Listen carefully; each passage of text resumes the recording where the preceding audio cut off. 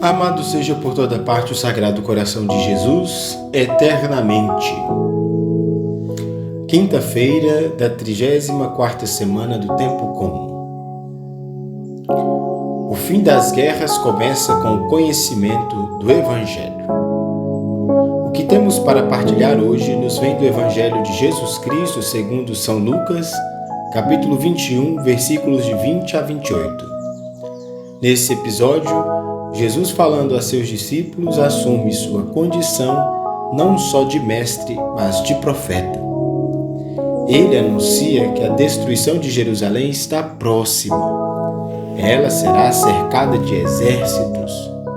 Então, os que estiverem na Judéia devem fugir para as montanhas, e os que estiverem no meio da cidade devem afastar-se.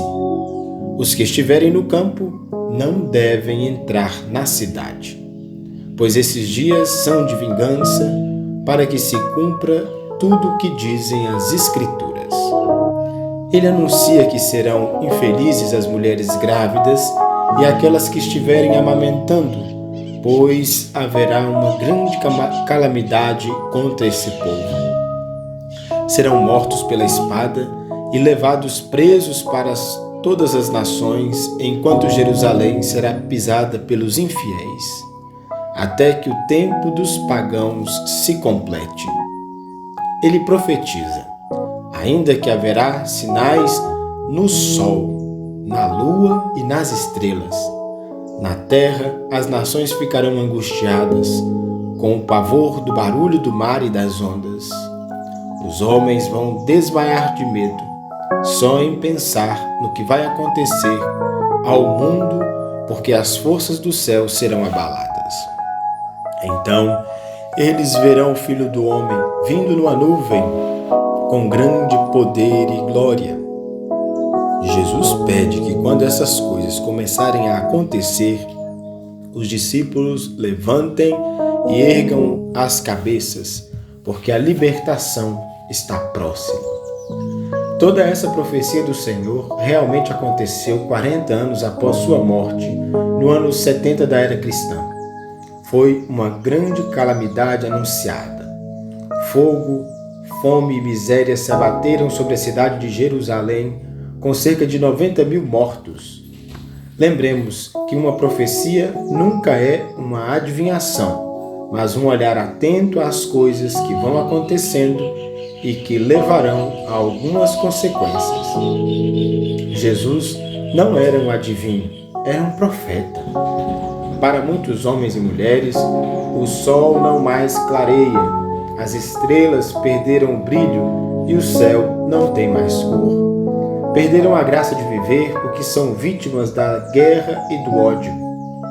Perderam a razão de suas vidas quando perderam seus filhos, suas mulheres ou seus amigos na guerra. Tornaram-se assassinos, amargurados, entorpecidos pela vontade de matar para vingar os mortos de sua nação. Lembremos que no dia da morte de Jesus, quando o Senhor deu o último suspiro e entregou o seu Espírito, a cortina do Templo de Jerusalém se rasgou de cima a baixo, mostrando assim que a religião do medo e das guerras havia chegado ao fim. Não mais se adoraria a Deus naquele templo, mas na cruz. Todo aquele que olhasse para uma cruz e acreditasse no Filho do Homem seria salvo. Olhar para ele significa ver uma pessoa que não quis se vingar. Tendo todo o poder em suas mãos, não machucou ninguém.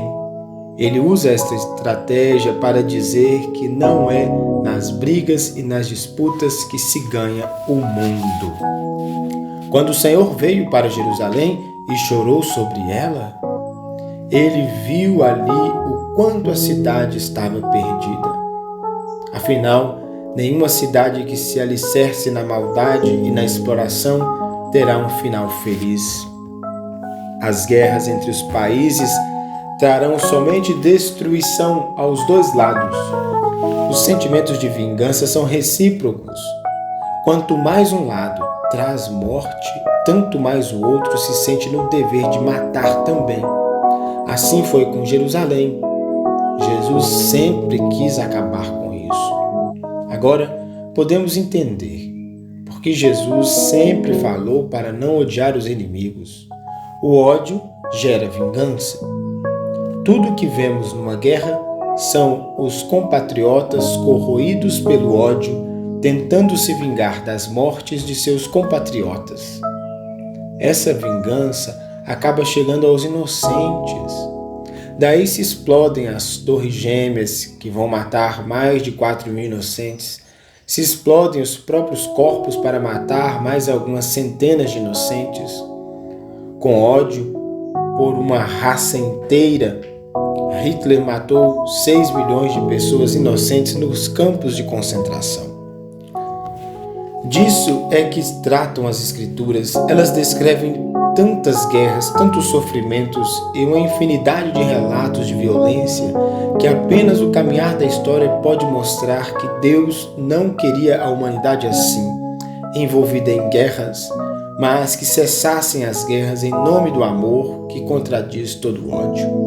Humanamente falando, não existe nada que justifique as guerras, senão a incompreensão, sentimentos de posse exagerada, falta de partilha. O Papa Francisco anunciou que o próximo conflito mundial será pela falta de água e acontecerá ainda no século XXI da era cristã, já que as fontes naturais estão se extinguindo pelo mau uso dos recursos naturais. Os últimos conflitos entre as grandes nações em 2004 se deram pela posse do petróleo, o ouro negro, que não é um minério existente em abundância em todos os países. O Brasil, por exemplo, é rico em minério, é um grande exportador de grãos e o pulmão do mundo. Possui a maior floresta do globo e é o primeiro colocado em biodiversidade. Água, riqueza em um país, petróleo no outro. Outro país é rico em sementes, o outro tem as florestas para purificar o ar. Pelo que podemos perceber, Deus deu um pouco do necessário para a vida no planeta e um pouco em cada parte do mundo. Ele não quis que cada um tivesse tudo, mas que cada um tivesse uma riqueza qualquer. O que o nosso Deus não esperava é que cada um se apossasse das riquezas de seus países e deixassem os outros à míngua. É desumano viver à míngua. Se faz urgente buscar o necessário. Como não existe partilha generosa, os países e seus governos lançam mão da força bruta ou bélica para a conquista do que lhes falta para viver bem. É por isso que surgem as guerras. Quem não pode guerrear em busca do que precisa, morre de fome, de frio, na miséria. Nossa grande esperança é que o Evangelho seja compreendido como fonte de riquezas a ser partilhado, como constituição das nações. Será preciso começar pelas famílias e das famílias aos governantes. E se convençam de que essa é a melhor forma de viver e de se ter tudo o que cada um precisa para construir um mundo sem fome, doenças e miséria. Naquele dia, todos verão o Filho do Homem chegando com poder e glória, não para destruir e separar uns dos outros, mas para armar sua tenda definitivamente entre nós. Essa glória já pode ser encontrada nos escritos dos evangelhos. Basta que sejam descobertos pelos grandes senhores do poder e assim reconstrua-se tudo o que se destruiu pela terra fora. Esperamos que os acontecimentos desta vida nos mostrem o quanto Cristo tem razão quando nos mostra nossos erros e nos diz que também poderemos ser destruídos se não voltarmos atrás. A guerra é sempre a prova de que fomos incapazes de viver o amor.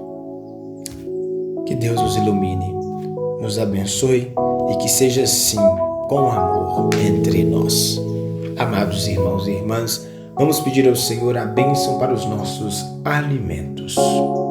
5 segundos para você conversar com Deus.